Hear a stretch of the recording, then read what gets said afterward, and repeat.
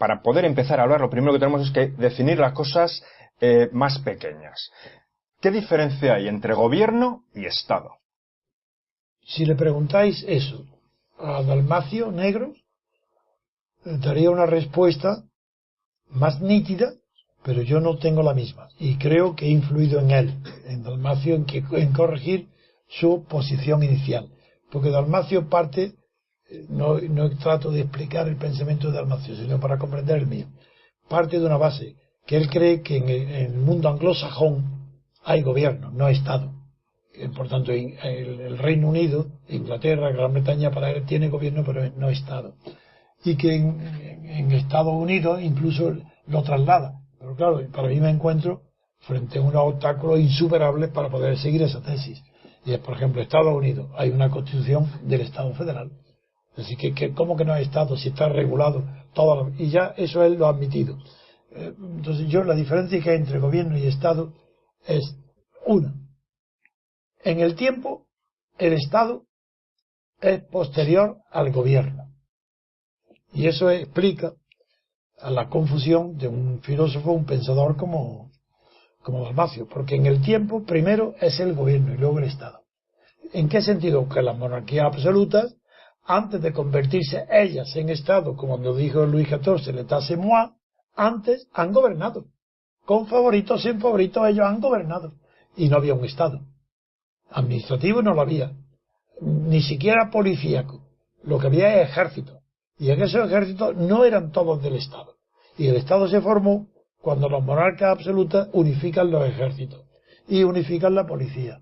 Y entonces surge ya una necesidad absoluta de fundar un Estado que, si retrocedemos a la prehistoria, nos ayudará a comprender.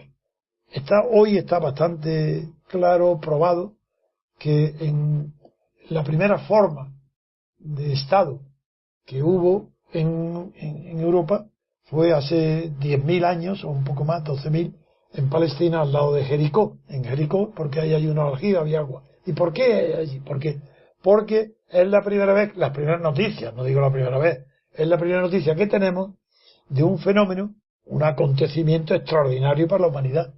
Y es que el agua de regadío, cuando llueve, no llueve igual para todo el mundo. Para uno llueve bien y para otro llueve mal. En cambio, si el agua la tienes depositada como en los aljibes de Jericó, permite el regadío y permite una permanencia y una continuidad. ¿Qué pasó entonces? Que los mismos templos que son anteriores al Estado, toda religión es anterior al Estado, esos templos con sumos sacerdotes en esa zona sirvieron del edificio que venían las columnas imitando a los bosques y a los árboles. En ese edificio sirvió de almacén de granos. Al haber regadío fijo, hubo posibilidad de producir, y el grano se guardó en los templos. Y como al frente de los templos estaban los sacerdotes luego repartían el grano. Ahí está el Estado. Todavía no, el gobierno tiene que venir ya después, pero primero es el poder de uno se convierte en el poder de varios, y enseguida la fuerza del Estado ocupa un territorio y los recursos. Y el gobierno es una organización posterior que exige previamente la existencia de una organización involuntaria. No hay nadie que haya, ni en Jericó, ni en el Mediterráneo, en el Renacimiento de Florencia, con los Médicis, que es el primer Estado moderno, quiero decir, ni en el Estado-ciudad antiguo, de Grecia, Roma, etcétera, ni en el Estado moderno, que nace en el Renacimiento, y en concreto en los Médicis, el primero en Florencia. Ahí, ni siquiera ahí, todavía se puede establecer un gobierno separado del Estado.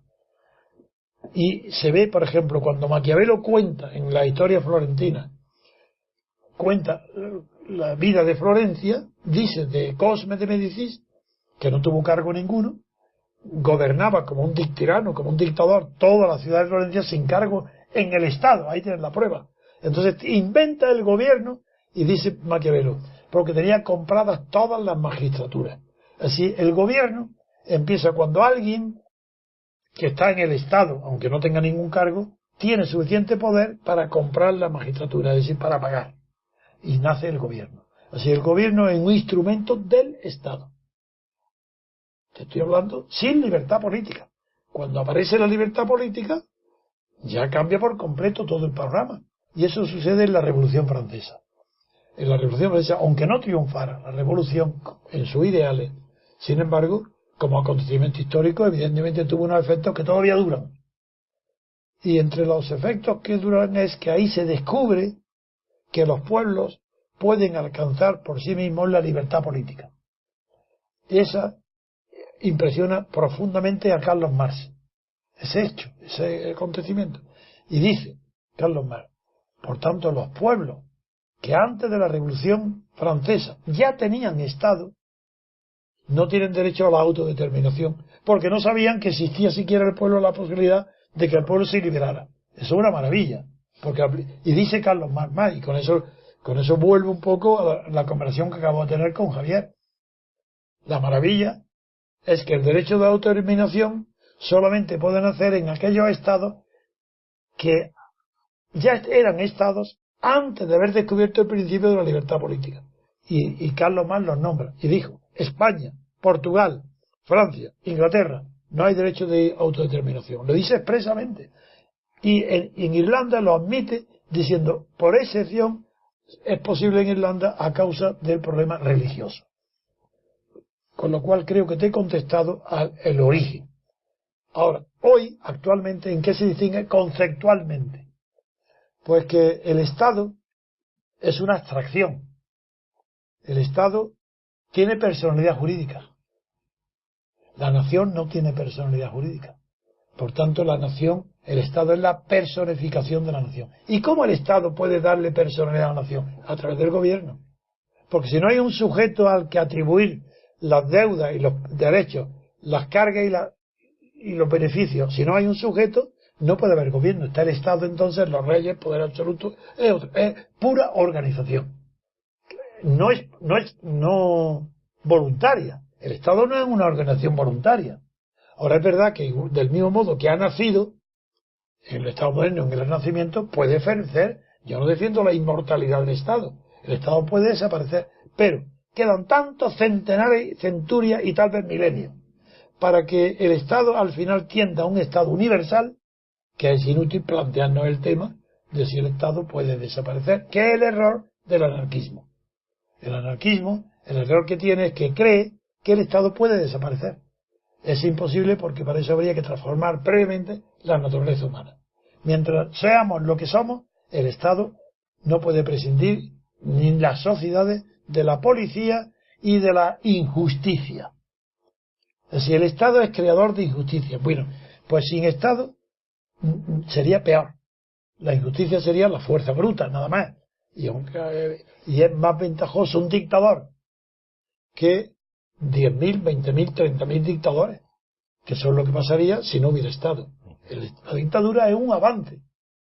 Incluso la dictadura de por vida, a diferencia de la dictadura romana, que era la dictadura que se llamaba comisaria, porque era para una finalidad. Pues todo eso hay que tenerlo en la cabeza presente para relativizar todos los conceptos, incluido el de la libertad. El concepto, no el sentimiento. El Estado es el que representa el orden público. Y el gobierno, no el que representa, el que garantiza, ejecuta el Estado mismo a él mismo, basta con una persona, un jefe del Estado, un monarca, garantiza el orden público.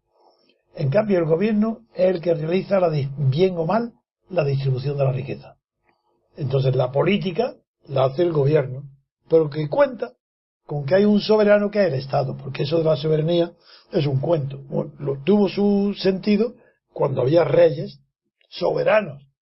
Y luego Rousseau, con sentido común, dijo, donde si la soberanía pertenece al pueblo, donde está el pueblo presente no hay, no puede haber representantes. Pero eso es un error. Como no está presente. Porque si el que está presente no necesita que nadie lo represente. Y eso yo recuerdo que un pasaje, creo que la Rochefoucauld, que dice en Versalles, está en una reunión brillantísima, donde están los duques, los grandes aristogatas, marqueses, y cada uno brilla más por su lujo, por su erudición, eran hombres cultos, dice, pero todos brillando, presumiendo, y basta. que aparezca el rey, aparece el rey y se acabó. Ya ni nadie que lo represente. Ni hay cultura, ni hay brillantes, no hay nada. Esos hombres que parecían brillantes, y eso me recuerda la metáfora el pensamiento de Rousseau, que dice, claro, dice, si está el soberano, para él el pueblo, está presente, sobra la representación. ¿Eso es lo que quiere decir Podemos? Eso es imposible, Sí, claro. es que ni ha leído a Podemos, si es que ni ha leído a Rousseau, ni saben quién es, porque citan de nombre, pero no han entendido lo que es la representación. Bien. Don Antonio, ¿qué es el Estado de Derecho? Estamos acostumbrados a decir, bueno, vamos a ver, como estamos en una democracia, en una pseudodemocracia, todos nos amparamos en que, bueno, vivimos en un Estado de Derecho. Da la impresión que si fuera una dictadura ya no habría Estado de Derecho, o que si es otra forma de gobierno ya... ¿Qué es el Estado de Derecho? El Estado de Derecho es todo Estado.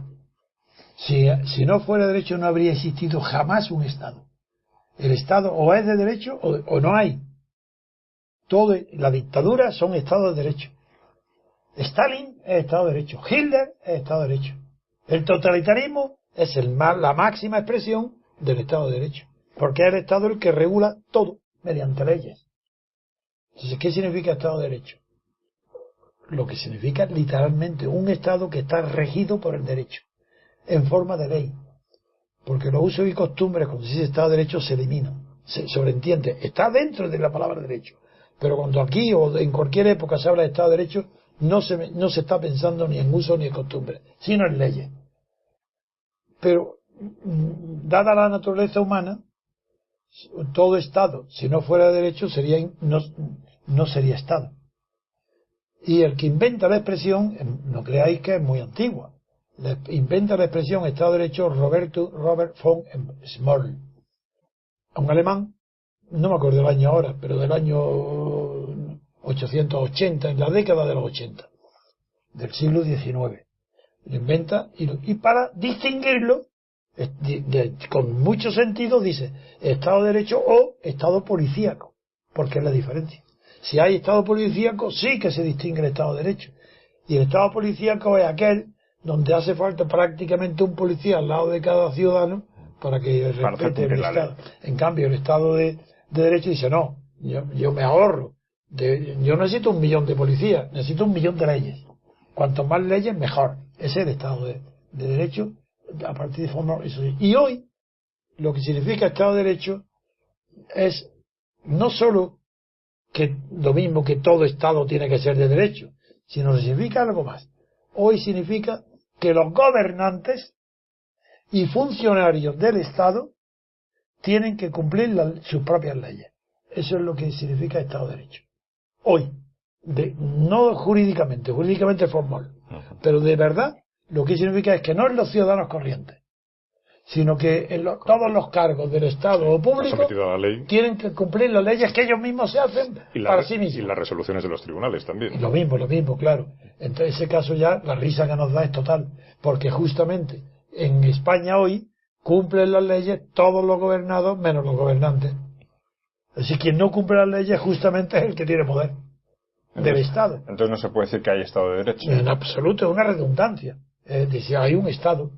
De Estado de Derecho, nada. Como si se dice social, que no me lo has preguntado, no sé si quieres que te lo añada. Estado social, otra redundancia. No sirve de nada. Todos los estados son sociales, porque uno es dos. O se entiende por social la naturaleza de la organización que se llama Estado, porque está compuesto de elementos sociales y va dirigido a una sociedad, en cuyo caso va implícito en la palabra Estado, porque no es un Estado de los leones ni de los animales. Al ser un Estado de los hombres o de las mujeres, bueno, solamente decir de los hombres y mujeres implica ya la imbecilidad del mundo actual. Yo no tengo necesidad de decir hombres y mujeres, pero decir, la humanidad puede hablar de hombres nada más y entienda a las mujeres también. Entonces, el que lo dice es que tiene hombres y mujeres que tiene mala conciencia. El que habla de todos, ciudadanos y ciudadanas, compañeros y compañeras. Pero ese es un bandido, porque durante miles de años ha pensado que los hombres eran lo único. Y ahora quiere decir, cada vez que habla, hombre, no, yo también quiero pensar en las mujeres, que son unos granujas. El que emplea eso no es un demagogo, es una persona pervertida, que durante toda su vida ha despreciado a las mujeres. ¿Qué condiciones tiene que cumplir una organización, un pueblo, para ser considerado democracia? Hasta que se produjo la democracia en América, maravilloso título de Tocqueville, hasta la Constitución de Estados Unidos y sobre todo hasta la Constitución Federal, no se sabía. Mejor dicho, desde todos los filósofos, todos sin excepción, no había ni uno que no pensara lo que voy a decir ahora. Todos, desde Locke, Montesquieu, Rousseau, por supuesto, pero ahora todos los padres de la patria, Madison, Adams, Washington, todos creían que la democracia era horrible, porque la democracia era algo despectivo, propio del populacho, algo despreciable, porque no concebían más posibilidad de democracia que la griega, llamada democracia directa en su tiempo, sí, y luego más tarde asamblearia, pero como Podemos, que ha querido fundar una democracia asamblearia y directa, que antes de empezar a caminar ha hecho una estructura de esa democracia con un dictador que es Pablo Iglesias. Así ya, en asamblea, sí, los círculos que en asamblea discuten de lo divino y lo humano para ponerse de acuerdo, eso no sirve de nada porque están en una asamblea donde hay ya un máximo poder atribuido a Pablo Iglesias personal. Luego ya ahí ves que la democracia antigua no tiene sentido. ¿Cuándo viene el primer golpe que hace posible la democracia moderna? No viene con Estados Unidos, viene con la revolución cultural, intelectual y filosófica que realiza Marsilio de Padua. Porque en Grecia y en Roma estaba prohibida la representación. O sea, en un pueblo grande, para que haya democracia, si no hay representación, imposible. Una democracia directa o asamblearia, como Podemos, en una población que tenga más de 100.000 personas, no votantes menos, es imposible, no puede ser. ¿Y quién posibilita la democracia que hoy conocemos? El primero, Marsilio de Padua, porque justifica, fundamenta, por influencia del derecho germánico, que es espiritual, frente al derecho romano, que es mucho más formal, defiende que una persona puede estar representada por otra. Antes eso era un pecado. En Roma no se podía, eso era imposible. Era un pecado que va contra el concepto mismo de persona, que alguien pueda representarme a mí. Es un sacrilegio, eso era imposible. Las religiones parten también de lo mismo, porque son de la misma época. Una persona es ella, nada más que ella. Marsilio de Padua crea ese concepto, lo cual le lleva naturalmente a la distinción entre unas personas buenas y otras malas. Y por eso el primero, que cuando habla ya de un pueblo, dice la parte más noble, la parte sana, la parte más inteligente, división que le llega hasta Locke. Y Locke también habla ya de la parte más inteligente, que es un tercio, ya no dicen pueblo. Desde el momento que se admite la representación, ya hay que saber quién es más inteligente, quién elige mejor al representante. Y eso llega hasta la época moderna de Locke, y a través de Locke pasa a Estados Unidos. Pasa a influir en la Constitución de Estados Unidos. Entonces la democracia directa es imposible, ya solamente en la representativa. Y el concepto de democracia representativa, la primera vez que se acuña la expresión, que nadie antes la había dicho, fue Hamilton. Hamilton fue un secretario de Estado que murió el pobre en un duelo, no llegó a presidente, pero fue el único de los padres de la patria que supo lo que estaban haciendo. Porque cuando una señora se encuentra con Adams y le pregunta, ¿pero qué están ustedes haciendo? ¿Qué gobierno nos están dando? Y él le dijo, señora, una república de las leyes, lo cual es mejor que Estado de Derecho. Pero no lo sabía. Y hay Hamilton el que dice, estamos haciendo una democracia representativa. Entonces la democracia representativa, ahora ya puedo responder a tu pregunta, porque ya no hablo de la democracia antigua, no hablo de la democracia de la Edad Media, nada, sino que hablo de la democracia inventada por Estados Unidos, que se llama democracia representativa, y que antes de Estados Unidos no existía en ningún país del mundo. Hablo de ella. La democracia es un sistema de gobierno, una forma de gobierno, no de Estado. Cuidado, que tú has empezado tu entrevista distinguiendo entre Estado y gobierno. Pues mira, la democracia no tiene relación directa con el Estado, es una forma de gobierno. En cambio, la república se refiere al Estado. Luego, entre república y democracia tiene que haber una diferencia. Naturalmente que la hay. Porque la república pertenece a las formas de Estado, monárquica, republicana, o dictatoriales, lo que quiera. Y en cambio, en el gobierno ya sí interviene la democracia representativa. Esa es una forma de gobierno. Entonces ya hemos distinguido entre forma de Estado, república o monarquía, y forma de gobierno, democracia, oligarquía o dictadura. Oligarquía, sí, o gobierno de muchos, eso es una definición clásica, muy antigua, que viene mucho anterior a Aristóteles, que la recoge Aristóteles, el gobierno de muchos la democracia, de pocos la oligarquía y de uno la dictadura o la tiranía. Pues la democracia yo la defino, ya la moderna, por la separación de poderes.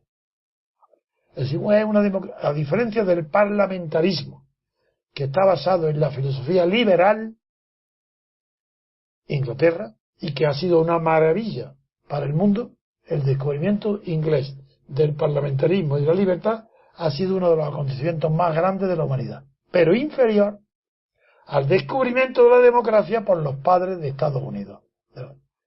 Porque la democracia es liberalismo más algo nuevo, que el liberalismo no tiene. Y por tanto, ese algo nuevo va a obligar a que la forma de gobierno no sea parlamentaria, sea democrática. Vamos a ver cómo aparece. ¿Cómo podemos pasar del parlamentarismo a la democracia, que es distinta? Pues a través de la separación de poderes. ¿Cómo? En origen. ¿Qué separación de poderes? Solamente dos. El judicial no cuenta.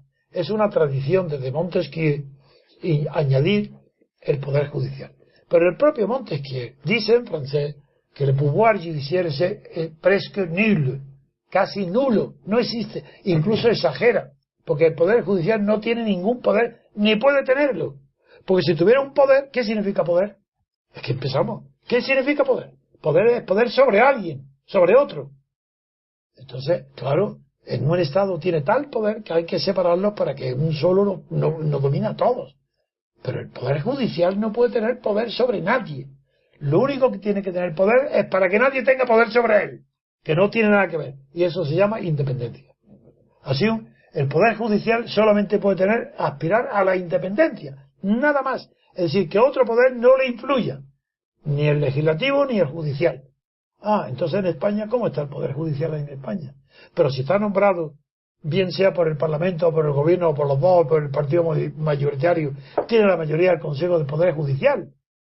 No, pero hay algo mucho más grave. Es que nadie se ha tomado la molestia de leer bien la Constitución. Es tan torpe la cultura política española, tan cateto, tan analfabeto. Los catedráticos de Derecho Político y Constitucional, la Universidad Española es tan soez que ni siquiera sabe leer. Porque si leyera en la Constitución, por llamarlo que no es Constitución, en el horrible documento que se llama Constitución Española, hay un título que dice del Poder Judicial. Bueno, venga, lee. No aparece debajo de ese título ni un solo artículo que se refiera al Poder Judicial, pero ni uno. Y nadie se da cuenta, nadie lo dice. ¿Pero de qué habla? Pues debajo lo que dice es los poderes judiciales, los jueces en plural de instancia, los jueces juzgadores, son libres en el ejercicio de su función. Nadie puede interferir, son independientes. Luego, cuando es poder judicial, no dice lo que es. Y cuando habla de los jueces en plural, no en singular, ya no puede ser poder judicial. Se refiere a la independencia de su función. ¿Pero eso qué tiene que ver con la política ni con el poder judicial? Cero. Y eso no hay un catedrático todavía que lo diga ni lo enseñe, ni un libro. No hay en la Constitución Española definición ninguna de lo que es poder judicial, no se sabe. Eso en cuanto a judicial. Luego ya nos queda nada más que la separación del legislativo y el ejecutivo. Lo que hay hoy en España es exactamente la misma que había con Franco, pero exactamente la misma. Es decir, unidad de poder y pluralidad de funciones. Unidad de poder, el mismo poder, el que tiene el gobierno, tiene el poder total. Ese es el poder. Y tiene tal poder que el que está en el gobierno es porque ha tenido unas listas que han obtenido la mayoría, simple o absoluta, da igual, porque si para tener la absoluta ha pactado con los nacionalistas catalanes o vascos, y ya con mayoría absoluta tiene el poder de, primero, nombrar el gobierno. Segundo, como son previamente, las listas son anteriores a la formación del gobierno, cada partido ha puesto en las listas y por el orden que quiera a los candidatos, a diputados, que si son elegidos están bajo la obligación de designar presidente a quien lo ha apuntado en la lista. Por tanto, no hay duda ninguna. Es más todavía, no es que no haya separación de poderes, es por anticipado. Es decir, antes de que se produzca, ya le obligan al diputado a que elija presidente al que lo ha puesto en la lista. Así, anticipadamente se prohíbe la separación de poderes. Eso es el legislativo y el ejecutivo. Y el judicial no existe, pues ya está. Yo entiendo que puede haber una representación si yo le hago un papel a usted y le digo, don Antonio me representa para una cosa muy concreta. Me representa porque yo no puedo llevar los papeles de la venta de este coche, pero don Antonio va a ir a la Dirección General de Tráfico y yo le hago y él me representa, se hace representación. Correcto. Pero como yo, que tengo muchísimas ideas diferentes a la hora del sitio donde vivo, que quiero que la calle, en vez de tener las dos aceras para aparcar, o tengo diferentes cosas, ¿cómo todas las diferentes cosas, cómo le paso esa representación a mi representante? No hablo en cómo está España, que soy perfectamente consciente de que aquí el Ejecutivo nombra al Legislativo y luego el Legislativo vuelve a nombrar al Ejecutivo. O sea, eso está clarísimo. Pero hablo para una democracia, para que realmente se pudiese llevar a la práctica, porque lo que yo veo ¿cómo se hace eso de poder, de que exista esa representación? Porque puedo entender una representación individual y para una cosa concreta. Pero ¿cómo alguien me puede representar, a no ser que sea el presidente de mi comunidad de vecinos o algo que diga, no, yo voy a luchar solo y exclusivamente por este barrio o por esta comunidad de vecinos en el Parlamento? Entonces yo represento y voy a representar lo que incluso a mí mismo me cambian las circunstancias en mi propia comunidad de propietarios. Cuando hacían fiestas para los niños porque todo el mundo había tenido hijos, yo decía, jolín, esta gente, y ahora que yo tengo hijos, soy el que quiero decir, ¿cómo se hace esa representación también para todas las cosas? Mediante un método que ha invertido los papeles de la representación, que voy a explicar por qué. ¿Cómo se hace? Cuando se inventa la democracia representativa es porque se encuentra ese método. Normalmente, hasta que no se inventa la representación política, que en teoría Marsilio de Pado, en la práctica Estados Unidos, de hecho, en cambio todos conocemos cómo se nombran los procuradores. Va al notario, hace un poder y te representa el procurador. Un banco va al notario y nombra a los apoderados. Le da un poder que le dan los apoderados. Eso él lo sabe toda la sociedad. ¿Qué son los poderes que se otorgan? ¿Y qué de particular tienen? Pues que el que da el poder es el único que sabe lo que quiere. El que lo recibe no. El que lo recibe tiene que obedecer el que da los poderes, porque él sabe lo que quiere. Y en la política da un cambio radical. El pueblo no sabe lo que quiere. El que da el poder, el que tiene que ser representado, no sabe lo que quiere. Porque si le preguntas lo que quiere, te dirá, yo, pues mire, lo que quiero es ser rico. Más escuelas, más hospitales de balde, no pagar nada. ¿Pero cómo? Y te acuerdas, y dice, bien, y pagar impuestos. No, yo pagar impuestos no tengo dinero. El pueblo no sabe lo que quiere, ni puede saberlo nunca. Entonces se ha invertido el papel de la representación.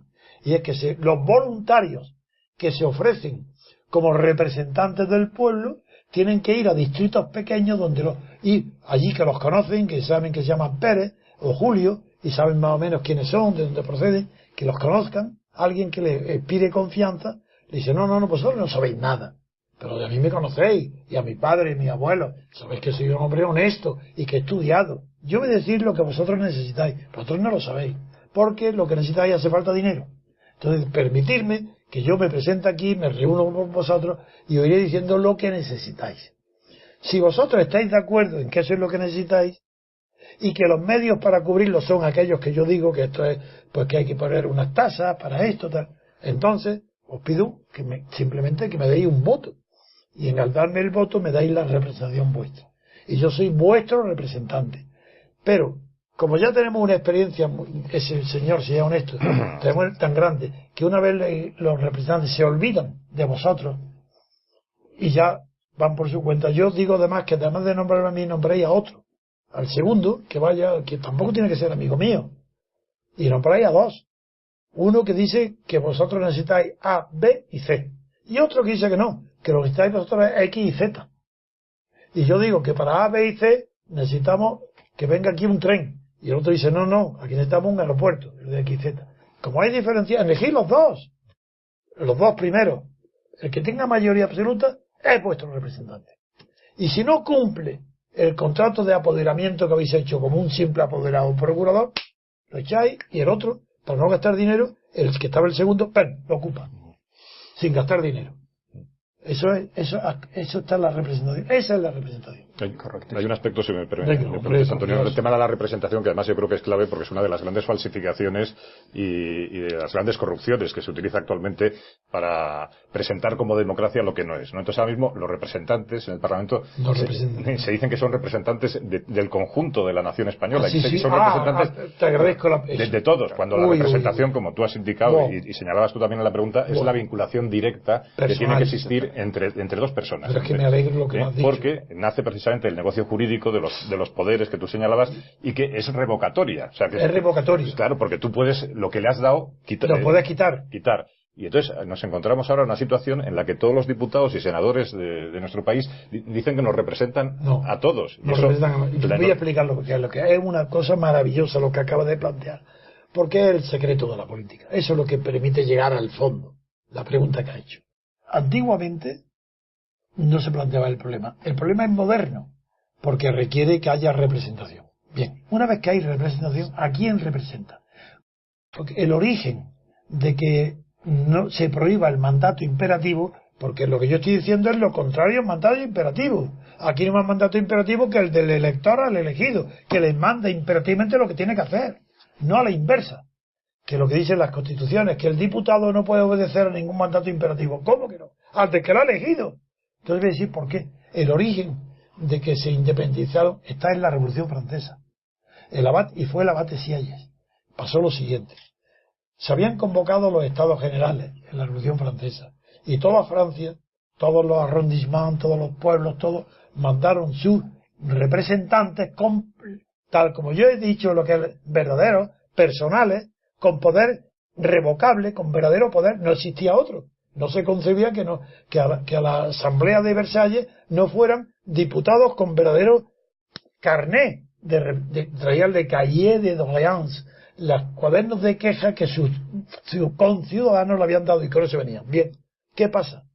Que de repente los diputados se encuentran ante una situación no prevista por nadie, y es que se votaba las leyes y se votaban por órdenes, y los órdenes eran los aristócratas, la iglesia y el pueblo, el estado llano. Pero las circunstancias políticas, porque lo que no había es dinero, y Necker transigió para encontrar el dinero, que se hicieran unos estados generales donde se votaba tradicionalmente por órdenes y no por cabeza, era ridículo, porque entonces la nobleza y el clero tenían 2 votos contra el pueblo, que tenía 1 nada más. Entonces se revolucionaron. Y en la asamblea revolucionaria que dijo, no, aquí nos reunimos todos, pero votando por cabeza. Bien. Ahí es donde nace el problema que tú has expuesto y que tú has preguntado. Si nace por cabeza, entonces cada uno tiene derecho a un voto, son los mismos. Y ahora, en la democracia todavía no está. Lo que está es el sistema representativo. Ya tienen la asamblea su igualdad, y si ellos dicen, una vez que me habéis votado a mí ya con el voto, y eso no estaba previsto en los cahiers de doléances, en el mandato que reciben para ir a Versalles desde todos los pueblos de Francia, no estaba incluido que se pudiera revocar el mandato. Eso era algo horrible. Es que el derecho romano y todo no había transmitido ni siquiera la representación, no digamos las costumbres medievales, que influidas por el espíritu del derecho germánico y también por Marsilio de Padua, todo lo que vino después, sí admitían la representación. Entonces no se podía. ¿Cómo iban a hacer algo para lo que no estaban autorizados? El pueblo no había concebido la posibilidad de que se reformara el Estado francés. habían ido a pedirle a la monarquía absoluta que tuviera en cuenta los sufrimientos, pero no que se reformara el Estado. Entonces se encontraron los diputados en Besares con algo nuevo. Y entonces tuvo que ser así un momento. Para abordar esto, tenemos que suspender el mandato imperativo que nos han dado nuestros ciudadanos. Lo suspendemos, no podemos. Y tenía razón, porque era un Estado nuevo y de necesidad.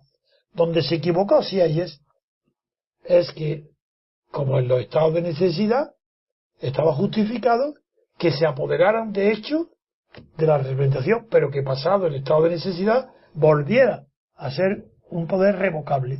Es decir, que pudieran darle otra vez a los ciudadanos la posibilidad de que los quiten, porque como en estado de necesidad, justifica, hay un incendio aquí en esta casa. Pues hay un casi derecho de los vecinos a venir a pagarlo sin permiso mío. Pero desaparecido el incendio, no pueden quedarse en mi casa. Bueno, eso es lo que pasa con lo que acabo de explicar. Los diputados franceses, una vez desaparecido el estado de necesidad, que era la constitución que se aprobó, tenía que haber vuelto inmediatamente a votarse con mandato imperativo, revocable. Pero no se hizo. Y esa es la razón por la cual hay una diferencia grande entre el sistema anglosajón y el continental. Porque en el anglosajón puede pedirse la dimisión, el impeachment, todo eso que hemos visto para no hizo, pues también en el sistema legislativo existen procedimientos para retirar el poder al que hace uso mal de él y celebrar elecciones por distritos. Eso es. Sí, además, también comentando lo que dice Javier, que tampoco tiene mucho sentido que si se le está dando a alguien la representación por distrito porque lo conoces, como efectivamente nos comentaba don Antonio, ¿qué pasa? Que luego cuando llega al Parlamento ya empieza a conocer los problemas de toda España, porque se convierte ya en representante del conjunto. Oye, que tú eres representante. Y voy a decirte quién es responsable de esa locura. Porque eso es una locura intelectual que viene por influencia de la religión y del Espíritu Santo y del don de lenguas. La religión, claro, si te hace creer que hubo unos 12 apóstoles que las lenguas de fuego de repente le infundieron de golpe todos los idiomas, pues ya se cree la gente muchas cosas. Y entonces viene primero Burke, en Inglaterra, y luego otra vez el abate Sieyès en Francia, que dice, en el discurso a los electores de Bristol, Burke les dice, vosotros habéis sido elegidos por Bristol, pero desde el mismo momento, y sois representantes de Bristol, ¿no? Pero desde el mismo momento, hoy que tomáis la representación, vosotros ya no representáis a Bristol, representáis a todo a toda Inglaterra, a todo el Reino Unido, y Sieyès dice igual, ahora ya representamos a toda Francia. ¿Qué locura tan grande es? Yo pongo ejemplo. Digo, para un cateto, para que no se ofendan los pequeños de Medellín, que es un pueblo grande lleno de catetos, como todos, pero que los catetos no son los de pueblo, son los de ciudad. En Madrid hay más catetos, y en la Universidad Española de Catedrático hay más catetos que en los pueblos agrícolas, que todavía quedan pocos, y además ya no son tan catetos. Bueno, pero quiero decirte que esa locura de creer que el elegido en un pueblecito pequeño puede, desde el momento en que ha elegido representar a España, eso es una locura verdaderamente de manicomio. Pero ¿qué sabe ese hombre? Y vota entonces el comercio con China. Y vota el armamento para combatir en Afganistán. Pero si ese hombre no sabe más que de nabos y de ramalachas, y la han elegido porque es una zona agrícola y eso sabe más que nadie. Pues bien, ya ahí tienes clarísimo que de dónde procede la representación y por qué es imposible que una persona elegida por sus conocimientos en un distrito pequeño pueda de repente, por salir elegido, saber los intereses del mundo y criticar a Obama o a Ucrania o a la Unión de Estados Árabes, es igual. Eso es absurdo, ridículo. Quieren hacer de los políticos taumaturgos. A esos ignorantes les atribuyen facultades que jamás pueden tener ni llegar a tener. Eso es ridículo y absurdo y mentiroso. Por eso hay que recuperar la vigencia del mandato imperativo y que un diputado no representa nada más que quien lo ha elegido. Entonces, ¿qué pasa con España? ¿Qué pasa con el concepto de nación? Pues y ahora qué sencillo es. Y ahí está, el juez Marshall, los antecedentes, que una doctrina maravillosa, donde el Estado no solo es que sea la personificación de la nación, sino que el Estado tiene personalidad, es una persona jurídica. En cambio, la nación no. Entonces, ¿cómo puede ser un diputado representar a la nación si no tiene personalidad jurídica la nación? Pues porque no es verdad, es una mentira. Todo diputado tiene que acudir a la asamblea, en Madrid, por ejemplo, a la asamblea de representantes elegidos. Y esos representantes, cada uno representa a un distrito. Y ninguno de ellos tiene facultad ni para legislar ni para nada, en nombre de España ni hablar. Lo más que puede opinar en su ayuntamiento lo que quiera, pero fuera de su ayuntamiento no. ¿Qué es lo que hicieron en Estados Unidos y qué es lo que ha hecho la filosofía política? Pues muy sencillo. Esa asamblea reunida tiene que nombrar a un jefe de la asamblea, a un presidente de la asamblea. Ese presidente de la asamblea tiene que dejar su escaño en el acto, porque es incompatible ser presidente de la asamblea y representar que él sí puede los intereses nacionales, que es la suma o la síntesis, más que la suma de todos los intereses particulares. El presidente de la asamblea claro que puede, pero ellos no. Entonces tiene que dimitir de su cargo de diputado, como llevan dos, ser sustituido por otro, y ya ahí admite entonces la representación cobra todo su sentido. Y ese presidente de la asamblea sí que nombra su propio equipo legislativo, y el proceso de legislación se divide en dos partes. Uno es la proposición de ley y otro la aprobación. En la aprobación de ley todos están habilitados, todos los distritos, para proponer leyes que favorecen a su distrito. Si no, tienes que pensar en otra cosa. Tú no tienes por qué estar pensando en el bienestar de los suecos. Tú piensas en tu distrito nada más. Y esas proposiciones llegan a la asamblea. Y en la asamblea selecciona ya el presidente con su equipo todas aquellas que son viables o que son, y ya ese equipo del presidente es el que selecciona las leyes que tienen interés para España. Y entonces eso, una vez seleccionadas y proposiciones, las devuelve a la Cámara, para que ahora sí, la Cámara lo que se limita es ya otra cosa, es aprobar por mayoría o minoría, por voto, por fuerza, porque es por fuerza, las leyes que ya le vienen del presidente y de su equipo, porque ya ahí sí están preparados. Deben de estar, no como ahora, que ahora no hay nadie preparado, porque las leyes que hoy hacen en el Parlamento español y en el Senado no las hacen los parlamentarios y los senadores, las hacen las secretarías técnicas de los bancos, de las compañías de seguros, que lo dan ya hechas y redactadas. Eso es así literalmente. En cambio, el presidente del legislativo ya tendrá buen cuidado él de formar un equipo independiente de legisladores que preparen las leyes que han de ser aprobadas por la Cámara.